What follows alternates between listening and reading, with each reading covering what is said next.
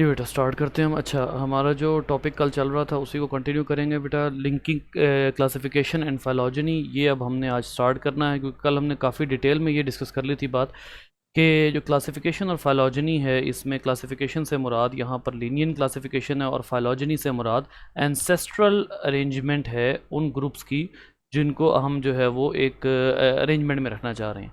तो यहाँ पर हमारी काफ़ी डिस्कशन हो गई थी। एक सवाल कल हुआ था, ग़ालिबन कुरातुलैन ने किया था, उसको जो है वो हम यहाँ पर डिस्कस करेंगे दोबारा से कि जब बात हुई थी कि जो अब जब हम फाइलोजेनेटिक क्लासिफिकेशन करेंगे तो उसके साथ जो लीनियन क्लासिफिकेशन है वो करने में क्या हर्ज है। ये सवाल जो है ये हम उस वक़्त हुआ था और उसमें ये भी राय आई थी कि जब लीनियन क्लासिफिकेशन करेंगे तो ऑलमोस्ट उसमें हर दफ़ा ही वही ग्रुप्स बनेंगे जैसे फाइलॉजनी में बनते हैं। तो ये थोड़ी सी मिसकंसेप्शन थी जिसको मैंने कल क्लियर किया था कि बर्ड्स जो हैं वो रेप्टाइल्स के साथ जो है वो फिर आपको रखने पड़ेंगे। यहाँ एक सेंटेंस आपको दिखाकर मैं आगे चलता हूँ। ये लिखा हुआ, using this approach some commonly recognised group becomes part of other groups previously at the same level of the Linnaean system. For example, because birds evolved from a group of reptiles, aves, the linear class to which birds are assigned, is considered as a subgroup of reptilia, also called as the linear system। यानी आप जब birds को एक पूरी class का दर्जा देते हैं, किस में आप birds को पूरी क्लास का दर्जा देते हैं, ये जो आपकी लीनियन क्लासिफिकेशन होती है, ठीक है। लेकिन जब आप फाइलोजेनेटिक में आ जाते हैं तो फिर बर्ड जो है वो रेप्टाइल्स का सब ग्रुप बन जाता है। इवन मैमल्स भी रेप्टाइल्स का सब ग्रुप बन जाता है। तो टोटली मैप जो है वो चेंज हो जाता है। दिस वाज द पॉइंट जो कि हम कल भी डिस्कस कर रहे थे। Let's move to the next topic. यहाँ पर what can and can not learn from the phylogenetic trees, ये बड़ी मज़े की इंफॉर्मेशन है यहाँ पर ना, तो इसको हम यहाँ पर डिस्कस करेंगे। सबसे पहले कल मैंने आपको जो है वो ये बताया था कि सबसे पहली बात तो ये है बेटा कि ये जो है ये ब्रांच पॉइंट है, इसको आप ब्रांच पॉइंट कहते हैं, ठीक है। और कुछ दिन पहले मैंने आपसे डिस्कस किया था रिगार्डिंग डाइकोटमी। ये जो फाइलोजेनेटिक क्लासिफिकेशन होती है ये डाइकोटमस रूल पर एक्ट करती है। डाइकोटमस रूल से क्या मुराद है? डाइकोटमस रूल से मुराद ये है कि जो ब्रांच होगी वो दो ग्रुप्स में डिवाइडेड होगी और वो दोनों ग्रुप्स मॉर्फोलॉजिकली या किसी भी लिहाज से एक दूसरे से डिफरेंट होंगे। मॉर्फोलॉजिकली या जेनेटिकली डीएनए के लिहाज से, किसी भी लिहाज से वो एक दूसरे से डिफरेंट होते हैं। तो ये जब ये जो पॉइंट होता है जिस पे ब्रांचिंग होती है उसको, या जिस पे डाइकोटमी क्रिएट होती है, बेसिकली जिस पे ये दो ब्रांचेस क्रिएट होती हैं जिसकी वजह से आप इसको डाइकोटमी कहते हैं, इस पूरे को, ये पूरी डाइकोटमी है। ये एक और डाइकोटमी है, ये एक और डाइकोटमी है, ये एक और डाइकोटमी है। तो जिस पॉइंट पर डाइकोटमी खड़ी होती है उस पॉइंट को आप क्या कहते हैं? Branch point. और इसी तरीके से ये बात मैंने आप लोगों को कल भी बताई थी कि जो फाइलोजेनेटिक क्लासिफिकेशन होती है उसमें ये जो दोनों ग्रुप्स होते हैं, इन दो ग्रुप्स को आप कहते हैं सिस्टर टेक्सा। ये सिस्टर टेक्सा होते हैं, ये दोनों सिस्टर टेक्सा होते हैं, यानी कि जो क्लोजेस्ट कॉमन एंसेस्टर से इवॉल्व हुए ग्रुप्स होते हैं, जो क्लोजेस्ट कॉमन एंसेस्टर यानी क्लोजेस्ट ब्रांच पॉइंट से जो डाइकोटमाइज हुए ग्रुप्स होते हैं, उन ग्रुप्स को आप क्या कहते हैं? उन ग्रुप्स को आप सिस्टर टेक्सा का नाम देते हैं, ठीक है। अच्छा, ये एक और बात हो गई। फिर उसके अलावा इससे आप एक और बात भी जो है वो अखज़ कर सकते हैं, और वो क्या है? जैसे आप यहाँ पर कह सकते हैं कि ये जो डाइकोटमी है, ये वाली डाइकोटमी जिसमें ह्यूमन और चिंप के एंसेस्टर आ रहे हैं, गौर कीजिए, ह्यूमन और चिंप्स के एंसेस्टर इस डाइकोटमी में आ रहे हैं। ये डाइकोटमी किससे मिल रही है? लिजर्ड से मिल रही है। तो अब ये पूरा ग्रुप जो है, ये पूरा ग्रुप किसका सिस्टर टेक्सा है? टेक्सॉन है लिजर्ड्स का, ठीक है। तो ये पूरा ग्रुप जो है, यानी ये वाली जो लाइन है, ये जिसके ऊपर मैं अभी रेड मार्क लगा रहा हूँ, ये जो लाइन है ये लिजर्ड्स का सिस्टर टेक्सा है, ठीक है। फिर इसी तरीके से जब आप आगे मजीद ब्रांचिंग की बात करते हैं ब्रांच पॉइंट की, ये जो डाइकोटमी बन रही है इस लिहाज से ह्यूमन और चिंप आपस में सिस्टर टेक्सॉन्स हैं, ठीक है। अच्छा, उसके बाद फिर एक और चीज़ जो है वो यहाँ पर वो मैं आप लोगों को समझा देता हूँ, और वो क्या चीज़ है वो बेटा ये है कि जब आप फाइलोजेनेटिक ट्री की बात करते हैं तो हमेशा फाइलोजेनेटिक ट्री में इन ये जो ग्रुप्स होते हैं इनको क्लॉकवाइज या एंटी क्लॉकवाइज मूव करने से कोई फर्क कभी नहीं पड़ा करता। ठीक है, ये यहाँ पर इन्होंने रोटेशन का बताया हुआ है। This rotation does not make a difference, does not change what they convey about evolutionary relationship. ये जो फाइलोजेनेटिक क्लासिफिकेशन होती है इससे कोई फर्क नहीं पड़ता कि आप इनके एंसेस्टर्स चेंज किए बगैर इनकी पोजीशन को चेंज कर दें। जैसे ये देखिए, if you rotate the branches of the tree at left around the three blue points, the result is the tree at right is this। ठीक है, अब ये जो रिजल्ट है इसमें कोई बहुत वाजे फर्क नहीं आ रहा। ठीक है, ये वो मेन ब्रांच पॉइंट है। आपने ये फिशेस थी, आपने इस पूरे को रोटेट कर दिया, इस पूरे को रोटेट करके आपने फिश को नीचे ले आए। अच्छा, उसके बाद फ्रॉग्स को आपने ऊपर ले आए, यानी कि फ्रॉग्स को आपने इस जगह से रोटेट कर दिया। लिजर्ड्स को आपने किसके साथ रोटेट कर दिया, इस सिस्टर टेक्सा के साथ रोटेट कर दिया, यानी ये वाला सिस्टर टेक्सा अब ऊपर आ रहा है, ये देखिए ये वाला। अब इससे कोई फर्क नहीं पड़ता as long as this branch point is common. इन दोनों ग्रुप्स में जब तक ये चीज़ कॉमन है, जब तक ये रहेगा तब तक कोई फर्क नहीं पड़ता कि ये जो ब्रांचिंग है ये सेपरेट भी हो जाती है। This would make no difference. आप इसको क्लॉकवाइज घुमा दें, एंटी क्लॉकवाइज घुमा दें, किसी भी तरह घुमा दें। फिर फाइलोजेनेटिक ट्री के हवाले से एक और डिस्कशन जो है वो भी बड़ी इंफॉर्मेटिव है, और वो क्या है कि बेटा इस लाइन का मतलब टाइम नहीं है। इस लाइन का ना तो ये मतलब है, ना इस ब्रांचिंग पॉइंट का ये मतलब है कि ये आपको एग्जिस्टेंस का बता रही है कि वो किस इरा में एग्जिस्ट कर रहा था, किस पीरियड में एग्जिस्ट कर रहा था, किस एपक में एग्जिस्ट कर रहा था। नो, ये ब्रांच आपको ये नहीं बता रही। ठीक है, इस ब्रांच का मतलब सिर्फ और सिर्फ ये है कि इनका एंसेस्टर कॉमन है। बिल्कुल इसी तरीके से जो डाइकोटमी है उसमें इस डाइकोटमस ब्रांच की जितनी मर्जी लंबी लेंथ हो, it does not mean any sort of time length. तो फाइलोजेनेटिक ट्री से आपको टाइम का नहीं पता लगेगा। फाइलोजेनेटिक ट्री, हाँ, इल्ला ये कि ऐसा फाइलोजेनेटिक ट्री बनाया जाए जिसके यूनिट्स बनाए जाएं छोटे छोटे छोटे छोटे, और जितने यूनिट्स हों उतने ही, जैसे एक यूनिट को मैं कहता हूं 1 मिलियन ईयर्स, एक यूनिट को मैं 1 मिलियन ईयर कह देता हूं, इसका मतलब है अगर इसमें 5 यूनिट हैं तो 5 मिलियन ईयर्स। ठीक है, तो अगर तो ऐसी कोई लिनिएज बनाई जाए तो ऐसा होगा कि जो टाइम है वो अखज़ किया जा सकेगा, टाइम का पता लगाया जा सकेगा।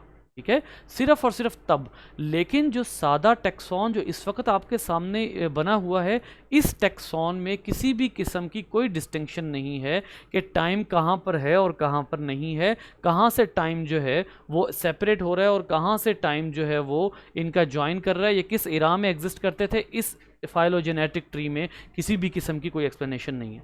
फिर एक और चीज़ जो आप इस फाइलोजेनेटिक ट्री से बड़े ही अच्छे तरीके से जो है वो अखज़ कर सकते हैं, और वो क्या है, वो है डाइवर्जेंट एवोल्यूशन।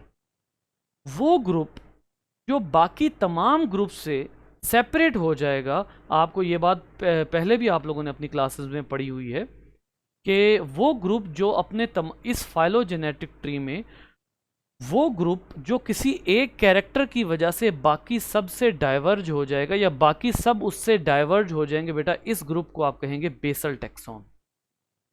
ये बेसल टेक्सॉन है, ये वो टेक्सॉन है जो कि बाकी तमाम ग्रुप्स को से सेपरेट हो रहा है। बिल्कुल ऐसे ही फ्रॉग जो है वो इस हवाले से इनके लिहाज से बाकी तीनों के लिहाज से क्या हो जाएगा, फ्रॉग बाकी तीनों के लिहाज से बेसल टेक्सॉन होगा।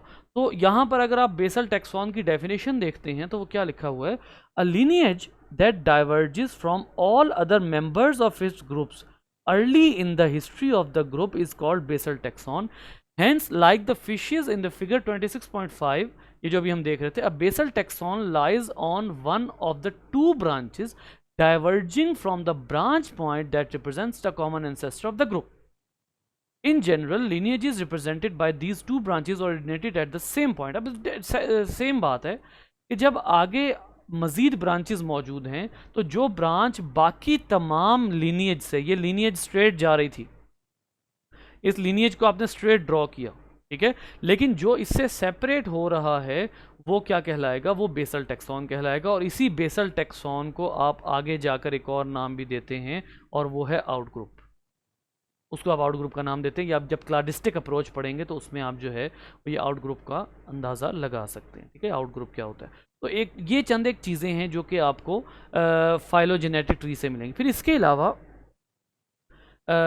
फाइलोजेनेटिक ट्री जो है वो जब ये, जैसे हमने जो है वो एक और बात की कि फाइलोजेनेटिक ट्री हमें टाइम नहीं बताएगा, बिल्कुल ऐसे ही फाइलोजेनेटिक ट्री कभी भी आपको ये नहीं बताएगा कि इन ऑर्गेनिजम्स में फिनोटिपिक सिमिलैरिटी है तो हम इनको अरेंज कर रहे हैं। फॉर एग्जांपल यहाँ पर अगर हम जो है वो एक अदद छोटी सी ड्राइंग करते हैं, एक जो है वो डायग्राम बनाते हैं और उसमें हम कहते हैं कि हमारे पास एक ये ग्रुप है, इसमें एक ये बेसल टैक्सॉन है, फिर उसके बाद उनके अगले वालों के लिए ये बेसल टैक्सॉन है, फिर ये बेसल टैक्सॉन है, फिर ये बेसल टैक्सॉन है और आखिरी ये है।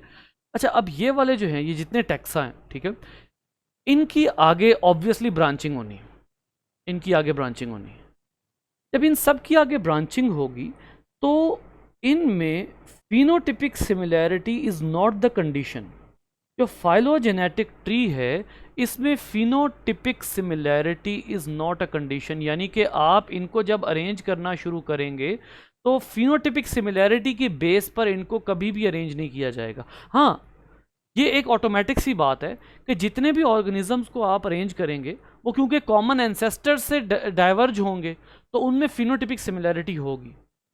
लेकिन सम टाइम, जैसे हमने कल बात कही थी कि आपने एक ग्रुप बनाया था कल, एक ग्रुप पढ़ा था आपने कल, और वो ग्रुप क्या था कि जब आपने इस तरह से सेपरेट किया लेग्ड लिजर्ड को, जो एंसेस्टर थे कौन से वाले, लेग्ड लिजर्ड्स वाले एंसेस्टर थे, तो उनसे दो तरह की फ़िश थी, एक वो जिनमें लिम्स थे, एक वो लिजर्ड्स थी जिनमें लिम्स थे, और दूसरी वो लिजर्ड्स थी जिनमें लिम्ब लेस लिजर्ड्स थी। अब इनके दरमियान में ये जो फिनोटिपिक सिमिलैरिटी है, फिनोटिपिक डिफरेंस आ गया इनके अंदर। याद रखिए, फिनोटिपिक सिमिलैरिटीज और डिफरेंसेस किस सिस्टम में काउंट होती हैं? फिनोटिपिक सिमिलैरिटीज और डिफरेंसेस काउंट होती हैं लीनियन सिस्टम में। यहां पर अब अगर ये जो लिजर्ड है, ये लिजर्ड क्रीप करती है लाइक स्नेक्स, अगर ये क्रीप करती है तो इसका मतलब ये नहीं है कि ये स्नेक हो गए हैं। किस बुनियाद पर? फिनोटिपिक सिमिलैरिटी की बुनियाद पर, ठीक है। और अगर ये क्रीप कर रहे हैं तो इसका मतलब ये नहीं है कि ये लिजर्ड बाकी लिजर्ड से सेपरेट हो जाएंगे। किस बुनियाद पे? फिनोटिपिक डिफरेंस की बुनियाद पे। ये दोनों इकट्ठे रहेंगे क्योंकि इनका एंसेस्टर कॉमन होगा। ये वो पॉइंट है जो असल में मैं इसलिए बताना चाह रहा हूं कि phylogenetic tree does not account for phenotypic similarities और differences, does not account for. ये इंपॉर्टेंट बात है जो अपने जहनों में आपने रखनी है। अगली बात की तरफ आ जाइए। फिर एक और यहाँ पर जो वो बात कर रहा है कि टाइम, यहाँ पर वो बात करेगा कि ब्रांच पॉइंट्स, एजेस की बात कर रहा है। Third, we should not assume that a taxon on a phylogenetic tree evolve from taxon next to it. अच्छा, ये एक और बात है कि ह्यूमंस इवॉल्व फ्रॉम चिंपैंजी। अच्छा, ये एक और बात है कि ये गलती नहीं करनी कि ये जो सिस्टर टैक्सॉन है इनमें से कोई दूसरे का एंसेस्टर है। नो, ये सिस्टर टैक्सॉन एक दूसरे के एंसेस्टर्स नहीं होते कभी भी, ठीक है। ये बड़ी इंपॉर्टेंट बात है। मतलब आप इस ट्री से कहीं ये एज्यूम कर लेते हैं कि chimpanzee descents and chimpanzee modified into humans या humans modified into chimps. No, completely wrong. कभी भी ऐसा नहीं होगा। सिस्टर टैक्सॉन जो होते हैं वो कभी भी एक दूसरे को, जो एक दूसरे के एंसेस्टर्स या डिसेंडेंट्स नहीं होते। दे आर ऑलवेज सिस्टर और cousin, they are always in a relationship और be of being a cousins, ठीक है। अच्छा, इसके बाद एक बड़ी ही इसकी प्रैक्टिकल एप्लीकेशन आ जाती है जो आजकल बहुत ही बड़े पैमाने पर अप्लाई हो रही है।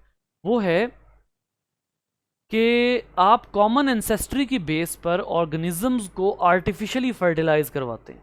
फॉर एग्जांपल, आपका जो ब्रॉयलर है वो एक ब्रीड है, ठीक है, और आप दो डिफरेंट स्पीशीज़ के ब्रॉयलर्स को आपस में ब्रीड करवाते हैं। आर्टिफिशियल सिलेक्शन की बुनियाद पे दो डिफरेंट ब्रॉयलर्स को आपस में ब्रीड करवाते हैं, और वो जो आर्टिफिशियल सिलेक्शन है उसकी वजह से उनके बच्चे भी पैदा हो जाते हैं, ठीक है, और उनसे आप नई से नई नस्ल भी लेते हैं।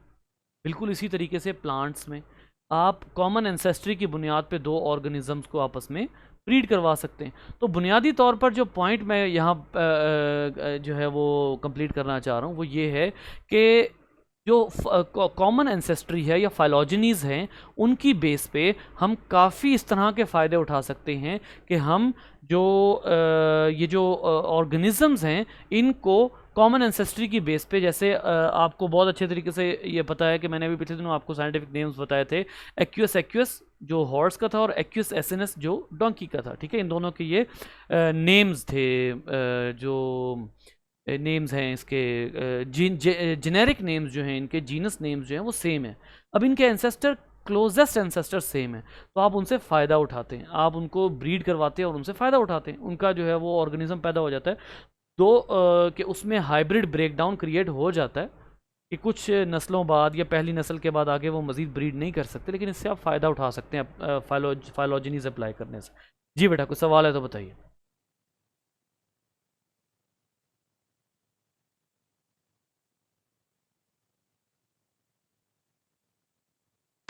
सर, जो जी बेटा। आपने कहा कि अगर फाइलोजेनेटिकली अगर हम लोग अरेंज करें तो सब ग्रुप्स में आएगा मैमल जो है रेप्टाइल्स के, तो फिर सर इससे क्या फ़र्क पड़ता है? मतलब सब ग्रुप्स तो बनाए हुए हमारे ही हैं ना, हमारी अंडरस्टैंडिंग के लिए।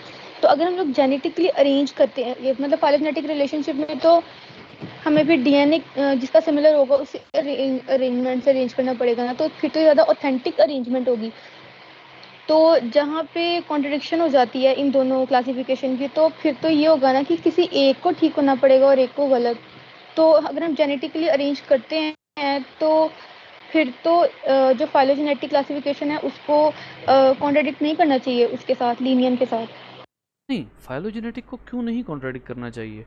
देखिए, सबसे बड़ी मिसाल ही ये है कि मैमल्स और बर्ड्स सब ग्रुप काउंट होंगे रेप्टाइल्स के, जबकि जब आप लीनियन सिस्टम में देखते हैं तो रेप्टाइल्स, बर्ड्स और मैमल्स तीनों क्लास लेवल के ऊपर हैं। तीनों का एक ही रैंक है, एक ही टेक्सॉन है तीनों का, ठीक है। लेकिन जब आप जेनेटिकली इनको अरेंज करते हैं, जब आप फाइलोजेनेटिकली करते हैं, तो पता ये लगता है कि ये उसके सब ग्रुप से, तो ये तो बहुत बड़ा कॉन्ट्रडिक्शन आ गया।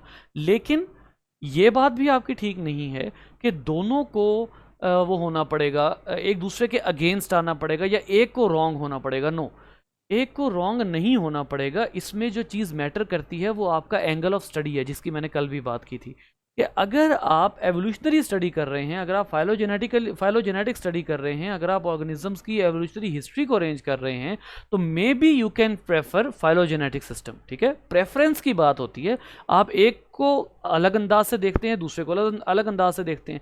लीनियन सिस्टम ऑफ क्लासिफिकेशन अब प्रिवेल क्यों क्यों कर रहा है, सवाल ये पैदा होता है। चलें इसको आप कंसल्ट कर लेते हैं कि हमें इस तरह की कन्फ्यूजन क्यों हुई कि अगर हमने फाइलोजेनेटिक सिस्टम ऑफ क्लासिफिकेशन लाना ही था तो हमने लीनियन सिस्टम का प्रॉब्लम यह है कि आपकी पूरी क्लासिफिकेशन खड़ी इस पे हुई है। पूरी की पूरी क्लासिफिकेशन लीनियस के ज़माने से लेकर आज तक खड़ी ही इस पे हुई है। क्लासिफिकेशन इससे अलहदा की ही नहीं जा सकती। वजह क्या है? इतना लिटरेचर छप चुका है, इतना लिटरेचर लीनियन बेस्ड क्लासिफिकेशन पे छप चुका है कि अब आप उसको फाइलोजेनेटिकली कन्वर्ट नहीं कर सकते। अब अगर आप ये कहेंगे कि आप बर्ड्स को, या चले बर्ड्स की बात छोड़ देते हैं, आप मैमल्स में, जो मैमल्स की जब आप उसकी बात करते हैं, मैमल्स और रेप्टाइल्स की बात करते हैं, तो उसमें भी जब आप देखते हैं तो जो मैमल्स के एंसेस्टर्स हैं वो रेप्टिलियन छोटे छोटे क्रीचर्स हैं, ठीक है। तो अब अगर आपने मैमल्स पर कोई रिसर्च की हुई है, एवोल्यूशनरी या फाइलोजेनेटिक रिसर्च की हुई है, और आप उसको लीनियन क्लासिफिकेशन में लेकर लीनियन क्लासिफिकेशन से अलहदा करना चाहते हैं, तो आपको कितना लिटरेचर चेंज करना पड़ेगा। लिहाजा आप इन दोनों को साथ लेकर चलने पर मजबूर हैं, ये है।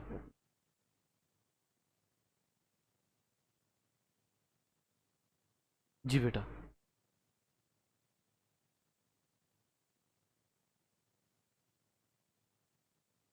अच्छा जी, इसके बाद आगे आइए, बहुत ही मज़ेदार टॉपिक है, और वो ये है कि फाइलो हाउ। और जी सर जी जी, बताइए बताइए बताइए।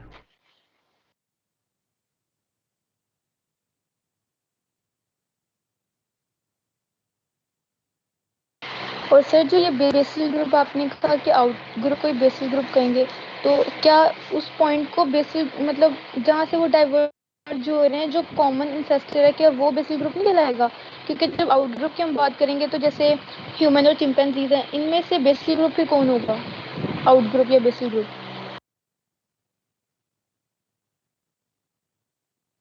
इनमें से आउट ग्रुप वो होगा जो पहले लिनिएज में से सेपरेट हो गया। और आपको याद है कि कुछ अर्सा पहले मैंने आपको एक पिक्चर दिखाई थी कि चिंपैंजी के एंसेस्टर बहुत पहले सेपरेट हो गए थे ह्यूमन से। ह्यूमन के एंसेस्टर्स, ह्यूमन और चिंपैंजी जो हैं, इनके जो लिनिएज है उसमें चिंपैंजी जो है वो बहुत पहले डाइवर्ज हो गए थे। ठीक है, तो इस लिहाज से आप फिर उसमें ये देखेंगे कि जो पहले डाइवर्ज हो गया वो फिर उसका आउट ग्रुप कहलाएगा, या वो फिर उसके अंदर जो है वो बेसल टेक्सॉन कहलाएगा। लेकिन सर आउट ग्रुप तो हमारी स्टडी पे डिपेंड करेगा ना, कि अगर मैं ह्यूमंस को स्टडी कर रही हूँ तो फिर मैं चिंपैंजीज को आउट ग्रुप रखूंगी, अगर मैं चिंपैंजीज को कर रही हूँ तो फिर मैं ह्यूमन को रखूंगी। हाँ, लेकिन इसमें एक और बात भी है ना कि आपको टाइम भी तो देखना है ना। आपको ये भी तो देखना है कि जो टाइम है वो कौन सा इरा है जिसमें, या कौन सा इपॉक है जिसमें दोनों सेपरेट हुए, कौन पहले सेपरेट हो रहा है। तो स्ट्रेट जो स्ट्रेट लिनिएज है उसमें तो आप इस तरह से करेंगे ना, आप उसका टाइम कंसल्ट करेंगे, टाइम को देखेंगे।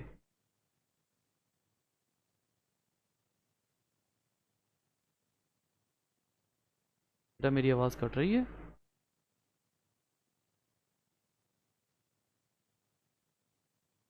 जी सर, दरमियान में थोड़ा थोड़ा प्रॉब्लम हो जाता है। आज भी कट रही है, क्या प्रॉब्लम है?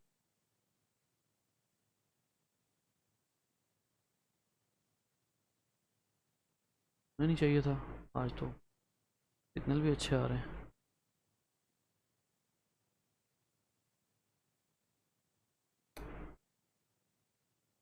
अजीब सी बात है, वैसे ये होना नहीं चाहिए, सिग्नल्स कंप्लीट है। मुझे फिर से या तो जगह चेंज करनी पड़ेगी, वरना फिर ये फिर मसला आएगा। पिछले हफ्ते तो मसला नहीं आया, पिछले हफ्ते मैं इसी जगह बैठा हुआ था।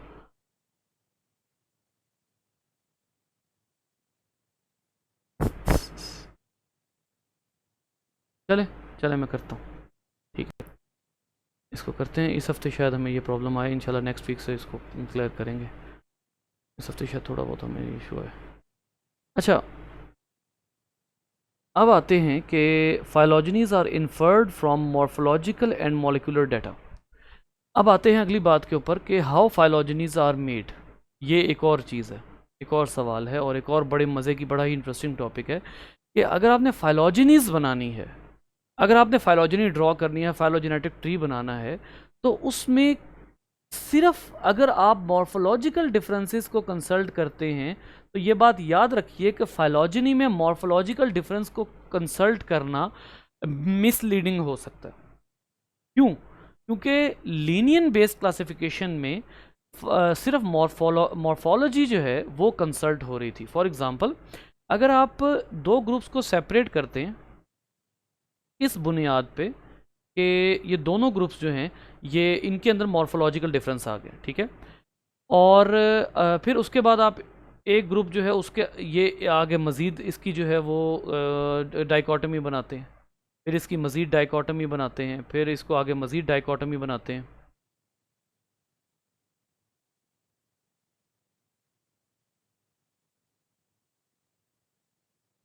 आवाज़ नहीं आ रही? क्या हो गया बेटा?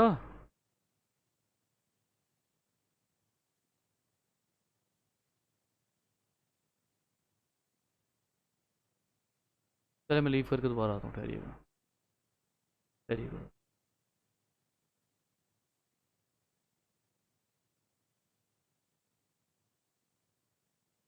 ओके, मैं करता हूँ, ठहरिएगा।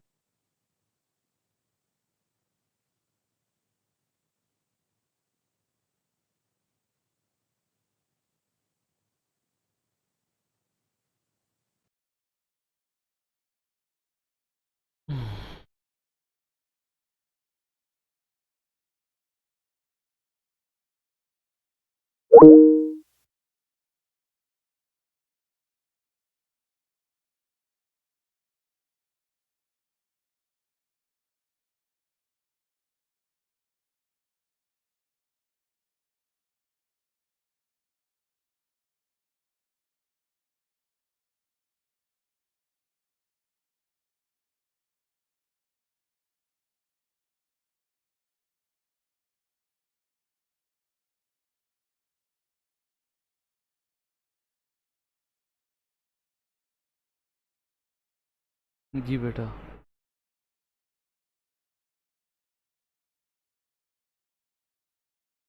Any change?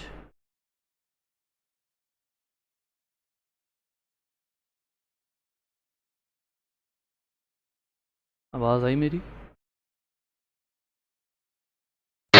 जी सर। हम्म।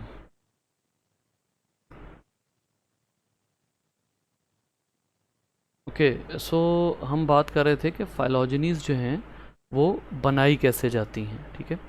अब इसमें अगर आप मॉर्फोलॉजिकल डिफरेंसेस की, मॉर्फोलॉजिकल उसकी बात करते हैं, मॉर्फोलॉजिकल बेसिस की, तो मॉर्फोलॉजिकल बेसिस पे आप मिसलीड हो सकते हैं, मिसलीड हो सकते हैं। फॉर एग्ज़ाम्पल यहाँ इन्होंने एक मिसाल दी हुई है, जैसे ये एक मिसाल इन्होंने दी हुई है, ये दो ऑर्गेनिजम्स हैं, ये है ऑस्ट्रेलियन मोल और ये है अफ्रीकन गोल्डन मोल।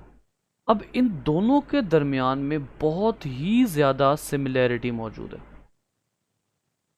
अब इन दोनों के दरमियान में इतनी ज़्यादा सिमिलैरिटी मौजूद है कि आप इनकी मॉर्फोलॉजिकल सिमिलैरिटी की बेस के ऊपर ये धोखा खा सकते हैं कि आप इनको एक ही ग्रुप में रख दें, ठीक है।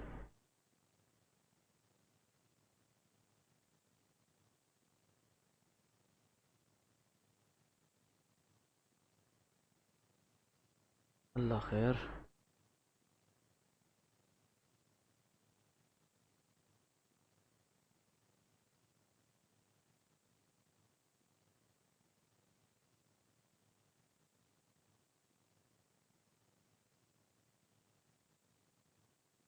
हाँ जी, अब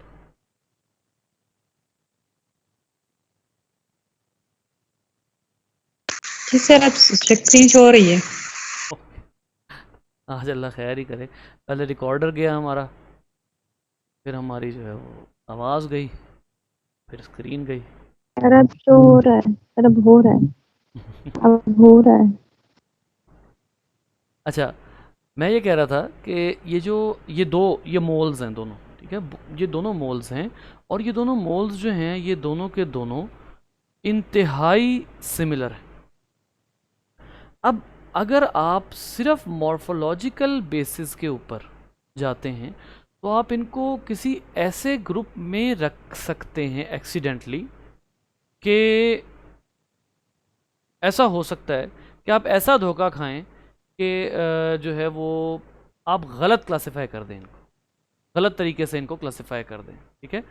तो फिर आप क्या करते हैं, ऐसी सूरत में आप फिर सिर्फ मॉर्फोलॉजिकल डाटा की बेस के ऊपर आप फाइलॉजिनी नहीं ड्रॉ करते। अगर आप सिर्फ मॉर्फोलॉजिकल डाटा की बेस पर फाइलॉजिनी ड्रॉ करेंगे तो वो फिर लीनियन सिस्टम जैसी हो जाएगी, वो उस तरह की हाईली क्लासिफाइड और हाईली स्टडी बेस्ड क्लासिफिकेशन नहीं होगी, ठीक है। तो फिर उसमें जो है वो आप ये कहते हैं कि फाइलोजेनेटिक क्लासिफिकेशन में फिर आप अगली चीज़ें क्या डिस्कस करते हैं, आप मॉलिक्यूलर होमोलॉजीज भी डिस्कस करते हैं। अब होमोलॉजी और एनालॉजी, ये दो टर्म्स हम यूज़ करते हैं, और ये तो दोनों टर्म्स समझना जो है वो बहुत ज़रूरी हैं। और कीजिएगा इन दोनों टर्म्स के ऊपर। एक टर्म होती है होमोलॉजी। होमोलॉजी क्या है? होमोलॉजी ये है कि the bones of well flippers, whale flippers, bat wings and human arms are same।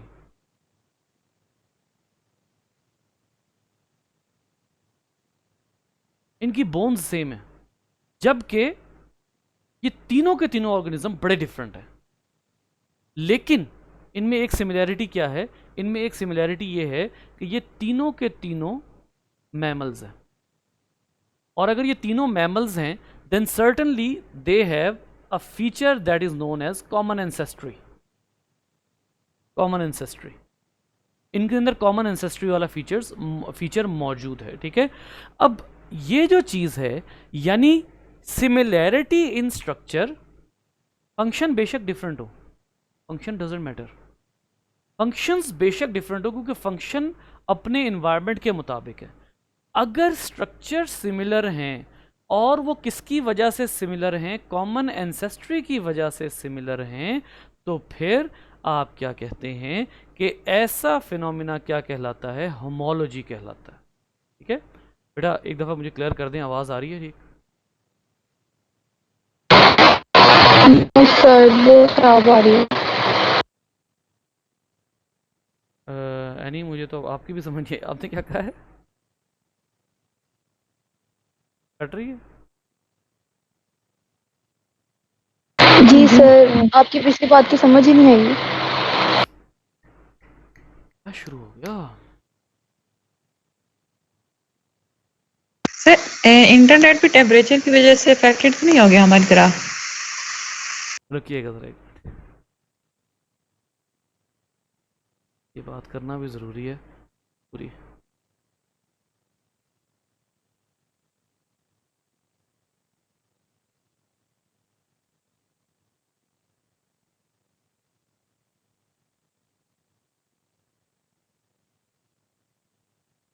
हाँ जी,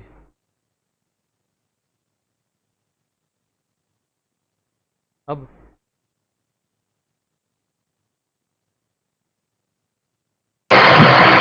जब पढ़ाना शुरू करते हैं ना फिर मसला आता है। हाँ, पढ़ाना शुरू करते जाहिर है वो फिर कंप्यूटर को भी पता लग जाता है ना कि मैं पढ़ा रहा हूँ।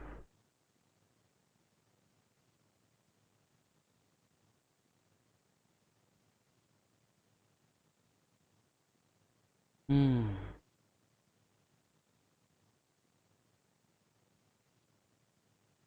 अच्छा चलें, ऐसे करते हैं, इसको यहाँ पर रोकते हैं आज, लास्ट टॉपिक हमने पढ़ा है।